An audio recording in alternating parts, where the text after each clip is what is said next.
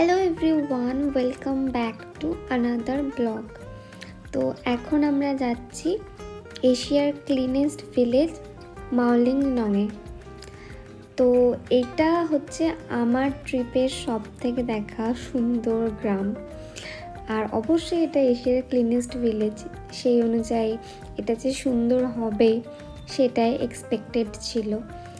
তো যাই হোক, এখন আমরা চলে এসেছি। আর এখানে ঢোকার সময় কিন্তু এন্ট্রি ফি দিয়েই ঢুকতে হয়। তো তারপর এটা হচ্ছে গ্রামটার প্লেগ্রাউন্ড, যত স্পোর্টস ইভেন্ট শুনলাম এই মাঠটাতেই হয়। তো জাস্ট চারিদিকটা একবার দেখছি যে কোথাও একটা কোনো কিছু নোংরা নেই। সত্যি যে কেন এটাকে এশিয়ার ক্লিনেস্ট ভিলেজ বলে, যতই আমরা গ্রামটাকে এক্সপ্লোর করছি ততই বুঝতে পারছি।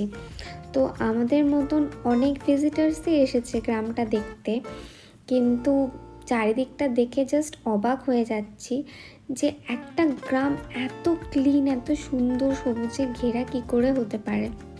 প্রাউডও ফিল হচ্ছিল যে এশিয়ার ক্লিনেস্ট ভিলেজ আমাদের ইন্ডিয়াতে। তো এইটা দেখছি একটা ট্রি হাউস, যেটা উপরে ওঠা যায়, কিন্তু আজকে কোনো কারণে মেনটেনেন্সের জন্য বন্ধ ছিল বলে আমরা আর উঠতে পারিনি।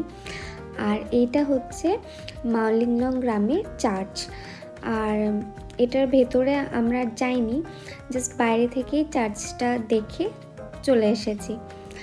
তো মাওলিংলং গ্রামটা তো খুবই সুন্দর লেগেছে, আর চারিপাশটা জাস্ট লাইক আ পিকচার পারফেক্ট ভিলেজ, খুব ভালো লাগছিল। আর এখানকার বাচ্চাগুলোর সঙ্গে তো আমার মা খুব মজা করছিল, ফটো তুলছিল। আর বাচ্চাগুলো, এখানকার মানুষজন সবাই বেশ ফ্রেন্ডলি ছিল, তাই খুব ভালো লাগছিল ওদের গ্রামে আমরা যে এসেছি দেখছি। So they are very friendly. তো যাই হোক, আমরা গ্রামটা খুব ভালো করে ঘুরছি আর এনজয়ও খুব করছি। আর খুব ভালো হয়েছে যে আজকে বেশ দিনটা ঝকঝকে তকতকে, তাই গ্রামটাকে দেখতে আমাদের আরও সুন্দর লাগছে। চারিপাশটা এত সবুজ লাগছে, কত ফুল গাছ, কত কিছু, মানে জাস্ট লাইক যেন কেউ হাতে ধরে পুরো গ্রামটাকে সাজিয়েছে। আর সত্যি তাই তো, গ্রামে যারা থাকে তারা সত্যি এত সুন্দর করে গ্রামটাকে সাজিয়েছে, যার জন্য সারা জায়গা থেকে এত মানুষ গ্রামটাকে দেখতে আসে। আমি আর একটা জিনিস ভেবে অবাক হচ্ছি যে রাস্তাটা দেখো, রাস্তাটাতে আমি মনে হয় একটা জায়গাতে দেখলাম না যে একটা শুকনো পাতাও অবধি পড়ে আছে, এত সুন্দর। আমার তো মনে হচ্ছিল যে খুব ভালো হতো যদি মাওলিংলংয়ে আমরা একটা নাইট স্টে করতে পারতাম। এই গ্রামে অনেক কটা দেখলাম হোমস্টে আছে, তো ইচ্ছে আছে নেক্সট যেবার আসবো অবশ্যই মাওলিংলংয়ে থাকবোই থাকবো।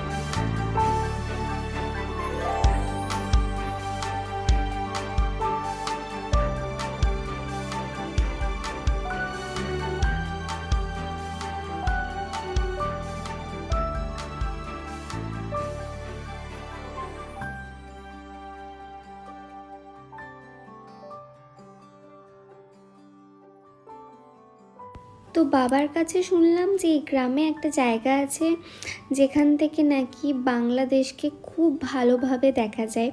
তো এখন আমরা সেখানেই যাচ্ছি, কিন্তু জিনিসটা দেখে তো আমার ঠিক ভরসা হচ্ছে না, কারণ এই গাছটার ওপর মাচা বেঁধে বেঁধে পুরো মই মতন করা আছে, যেখান দিয়ে অনেকটা গাছটার উপরে উঠে যেতে হবে, আর তারপরে একটা মাচা মতন করা আছে, ওখান থেকে বাংলাদেশটাকে দেখা যাবে।